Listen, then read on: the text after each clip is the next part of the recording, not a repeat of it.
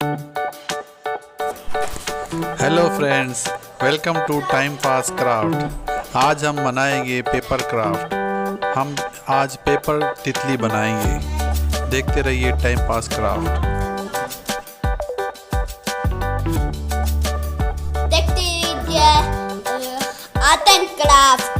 इसलिए हमारी वीडियो हमेशा की तरह वो देखते रहिए।